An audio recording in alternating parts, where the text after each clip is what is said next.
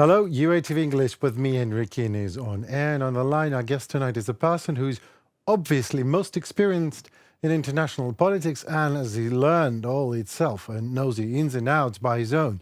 Meet ex-Minister of Defense and Lithuanian Ministry of Foreign Affairs, the head of the Foreign Affairs Ministry, Linas Linkevicius. Laba diena, pone Linkeviciu. Laba diena. So Thank you for having me. Yeah, well, thank you very much for joining us. That's I was born and raised in Latvia, and I don't know anything about that, about Laba diena in Lithuanian. But I promise That's you, okay. That's sufficient. That's sufficient for now. All right. Okay. So my first question in regards with the obvious, Ukraine needs Europe for a whole bunch of obvious reasons. Does Europe need Ukraine, and why? For many reasons, because Ukraine is Europe, not only geographically, but by other means, because Europe standing for permanent values, I hope and I believe this is not just for declaration, it's also for the real. And what Ukraine now is doing, basically also standing in the fight against not just autocratic regime, but also against the force which destroying everything what was created lately as a world peace order. So Ukraine on the front line of this fight, and Europe cannot stay neutral. And definitely we can discuss, is it efficient so far? Is it enough? It's another question. I believe not. But there is no other option. To stay aside, this is not the option. Going the right way, maybe not too fast, but the right way. But my second question, European integration, I mean, in terms of these 35 economical and political steps to be negotiated with EU by Ukraine. I stress out to be negotiated. I mean, to be agreed upon. So it is a bargain of a sort, as far as I understand it. And Ukraine can and should be negotiating best possible terms and conditions, if you like, for itself. Am I right? Is that the case? Yeah, it's very difficult. I can really assure you, because we went through that ourselves. It was relatively recently, although some time already passed. But this is very hard work and very detailed, very concrete, very technical. It's not just political, it's more judicial, to adjust to judicial system. And frankly, you said these chapters, but now it's a bit different approach. We're going about clusters. Fundamentals, which include judiciary, let's say, justice, other issues, also internal market, and then the third cluster has to do with competitiveness. But first cluster, fundamentals, will be overwhelming, I would say, and first opened and last closed. So this is very huge and difficult task. But I know that you have capable team, capable people. Olga Stefanishina, I know her personally. She's quite capable, and her knowledge is really quite sufficient. And I have no doubt this process in good hands. But definitely, it's not easy. Yeah, well, that was actually my other question. So does Ukraine foreign diplomacy has what it takes to do so? So you just answer it. But let me re-ask it again. So is it really negotiation? Or is it Europe saying that this is going to be that way and there is no way you can do anything about it? Or we can negotiate some terms and conditions in accordance to the real, say, after-war situation and the war situation that is going, that is a reality now, because we are in the middle of existential war. So certainly we have to be treated specially and specifically, if you like. So is that possible?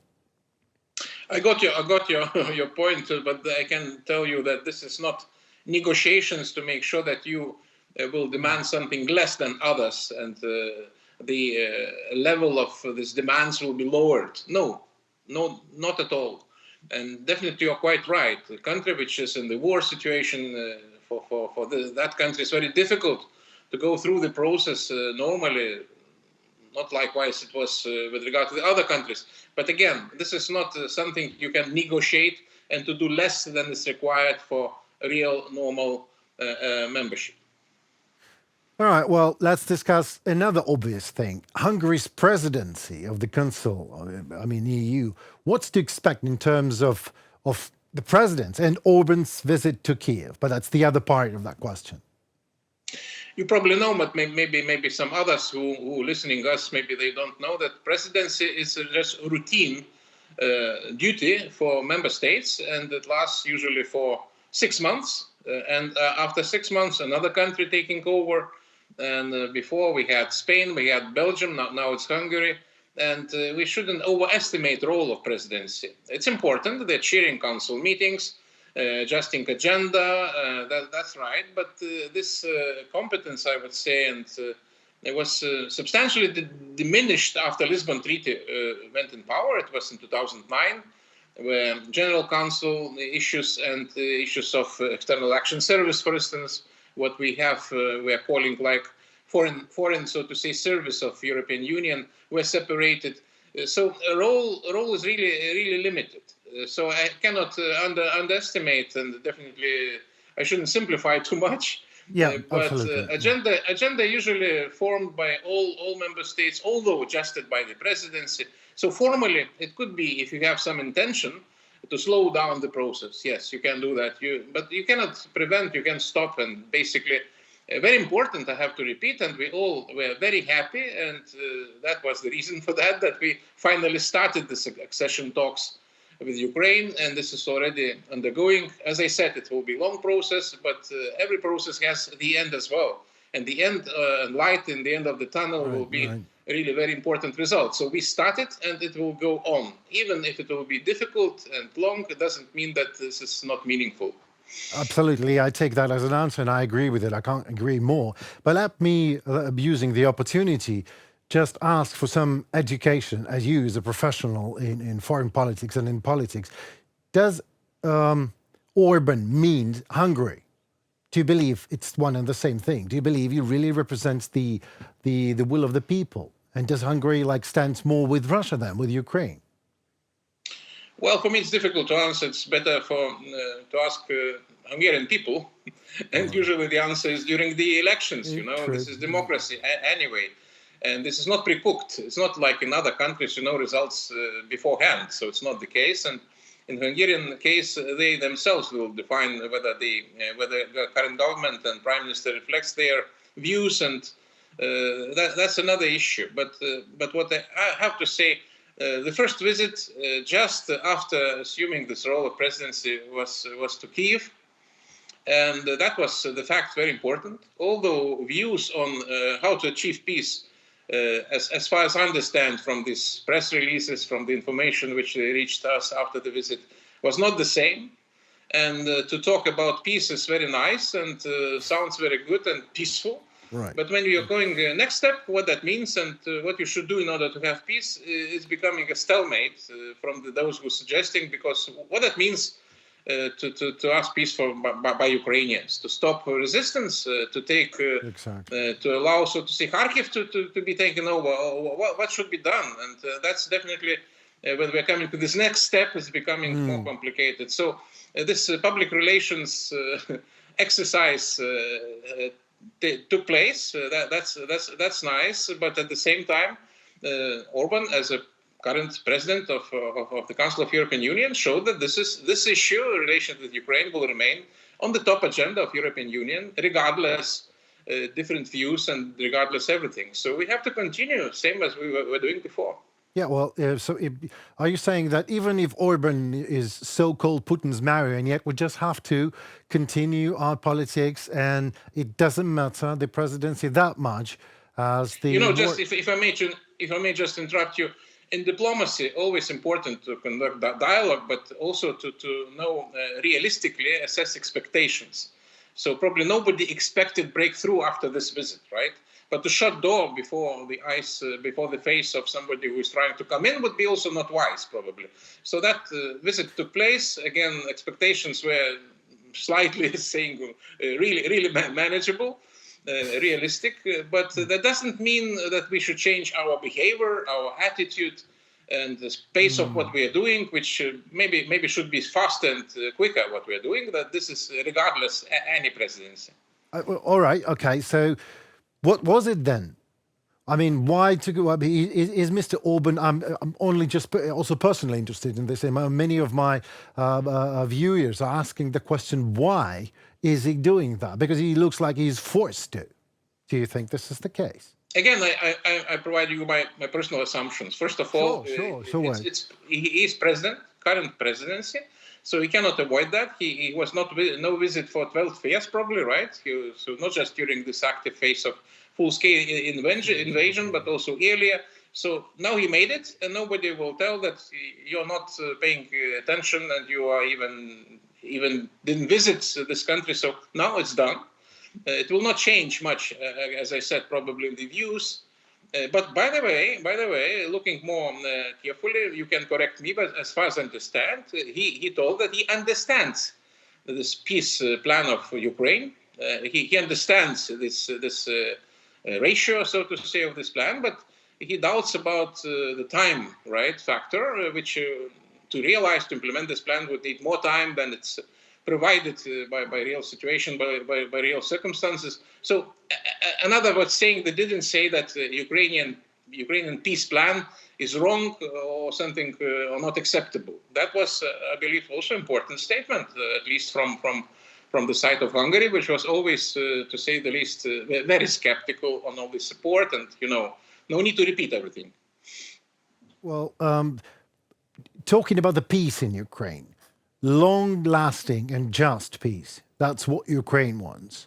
And I believe a majority of European leaders also wants that. So why do you think is all taking so long to force Russia to just and long-lasting peace? Is that because many of the institutions of our poor, best of all possible worlds, if you like, we're just not ready? I mean, take a look at the NATO, NATO. Take a look at the UN Council, where Russia was taking that presidency. I know it doesn't mean that much, but still, Russia taking a presidency of United Nations Security Council is more like a joke, isn't it? And people are standing when another dictator just passes away or is murdered. I mean, Raisi. So it looks like peace is okay for everyone, but only Ukraine and some friends of Ukraine really desire long-lasting and just peace. So how do you think we can achieve it?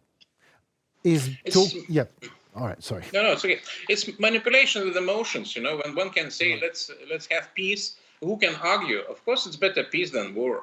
But when we looking at more, so to say, carefully at the situation we have, if we have pause in this war, that doesn't mean peace. It will be pause in the war. And if Russia will feel more strength, which is also possible, they will regain power and will continue. So this is, again, nothing to do with the peace. And why it happened so, many reasons. I would provide you just one reason, what I believe it's also very important. It was miscalculation. It was also lack of consistency in the Western approach. Also European Union approach. If you remember statements before full-scale aggression, there were statements by many European leaders that we will introduce sanctions, which will be devastating and will ruin the economy of Russia. Right. If they will dare to attack Ukraine, then, by the way, a few voices, including Lithuanian voice, was, so let's introduce the sanctions now, before they started. Yes. Let's not wait. But no, they will not do that. It's not realistic, not rational, not logical. But Russia never, especially lately, was guided by logical way of action. So you cannot also expect something in the future. And these sanctions, 14th package of sanctions, by far not yet devastating, as you know. And Russian economy got back on the feet because of war industry, basically. It cannot last, by the way, forever. And eventually, I have no doubt, Russia will face a technological, economic catastrophe. Morally and politically, they already ruined. And military defeat will not be most painful, by the way, in this regard. But again, it takes time. And more than 2 years of full-scale aggression, we're still having a lot of circumvention of sanctions, a lot of caveats, a lot of exceptions. And by the way, let's look at the situation more simple. Main source of Russian GDP is oil and gas. And they found alternative routes, China, India, gas is still in the so to say, in the trade, 20% of Russian GDP. And that's the answer. So if they have a mechanism which is feeding their war machine, how we can expect them to collapse? Maybe it's not logical, but again, it's it's both, by both sides, by European side, but also by United States. Now, lately, there were some very important decisions made. Better later than never. We'll see the results. As I Indeed. said, so far they can survive, but it cannot last forever. So patience is enormous, and price is paid by Ukrainians. But by the way, so I'm always saying when we're saying we're standing behind Ukraine or standing by Ukraine, so it's easier to stand when Ukraine standing in front, and when the Ukrainians being killed. We have to stand together and face all these issues and challenges together, because this is the same, so to say, task and mission, not just by nice words, but also by the meaning. And this is not always the case. Well, let me first of all thank you very much, Mr. Linkevicius, for your stance in this matter. But the theme of this conversation was Ukraine and Europe. But the reason I asked last question is because some of politicians, they manipulate the political situation, of course, and they say that Ukraine should not be a part of Europe until there's a war there. So in this case, because it will take war to Europe, but the war is already in Europe, isn't it not? No, there are some details. If you're talking, for instance, about NATO integration, so you cannot accept country into alliance when country is in the war. And by the way, it's understood by Ukrainians themselves. But what we have to do, which is always also not a done deal, to provide Ukraine with a clear roadmap to NATO, to make this way irreversible, to make sure that those leverages we are giving to Ukraine in the possession to prepare country for these very important geopolitical changes would be efficient enough. And that's also should be discussed. So it's not just about end game membership, which is set back in 2008, if you remember. NATO promised it. Ukraine will be member. So it's By done the way, yes. Many years ago. But we have to go with concrete, meaningful, as I said, roadmap. And this is the issue. Will be discussed during forthcoming, it's coming soon, by the way, this NATO summit. And again, it's not so easy sometimes to define all these concrete steps and ways. So this is our duty to make sure that this is not just technical, political, but I would say also moral duty by the West to come up with this concrete, so to say, proposals. I cannot agree more, because if we call ourselves somewhat civilized West, then we have to play by these rules that you say. So again, thank you so very much for your time with us. It was a lovely conversation, and thank you so very much for your experience and for you, obviously, standing with and for Ukraine. Thank you so very much, Mr. Linkevicius. Разом до перемоги. Слава Україні! Дякую, героям слава. It was Linas Linkevicius with us, ex-Minister of Defense, Lithuanian Ministry of Foreign Affairs head, with us sharing his political experience, and we thank him for that. So more to come. Just stay tuned for it on UATV English. Goodbye.